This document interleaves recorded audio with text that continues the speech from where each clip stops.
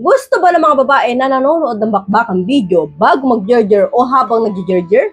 So for today's vlog, yan po yung ating pag-uusapan. Pero bago yan, mag-subscribe ka na po muna. Maraming salamat. God bless po. So alam nyo, Lods, karamihan siguro sa inyong lalaki, no, nagtatanong kayo na gusto nga ba ng babae na habang kayo nag-gerger, nanonood kayo ng bakbakang video. O kaya bago kayo mag-gerger, manood ko muna kayo ng bakbakang video. So, syempre, ginagawa po yung karamihan sa mga hotel. Diba? Kadalasan, trip po natin, bago tayo mag-gerger, nanonood po muna tayo ng bakbakang video.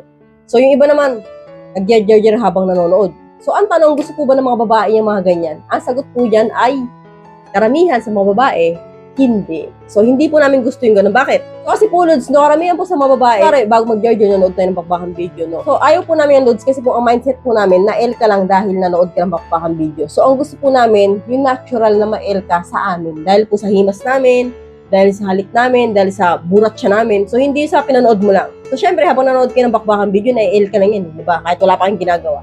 So, kaya po, ayaw po ng babae yan dahil alam po namin na na-L ka, nakaramdam ka ng L, dahil sa pinapanood mo, hindi sa akin.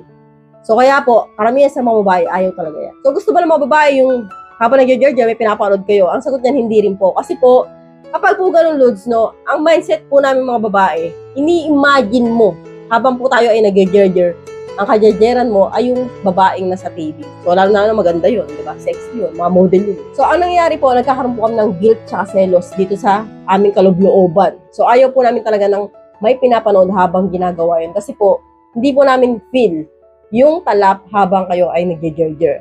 So, mas gusto namin na focus lang kayo sa amin. So, gets ninyo. So, walang pinapanood. At least, na-L ka dahil sa ginagawa namin sa'yo. So, hindi dahil sa pinapanood mong video. Pero, Lods, depende po yan, no? Kunwari, Lods, nakilala mo ang babae na, yun na nga, pick-up girl lang. And then, nanood kayo ng ganyan. Okay lang yun.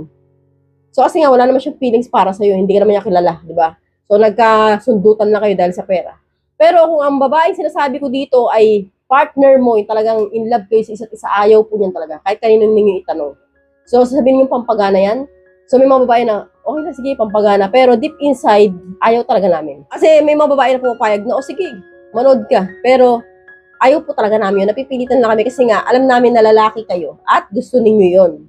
So, pero karamihan po sa mga babae, ayaw talaga yan. So, gets niyo na. So, hanggang dito na po tayo mga Lods. I hope you learned something in this video. More videos to come. So, stay connected. See you again in my next video. God bless. Bye-bye!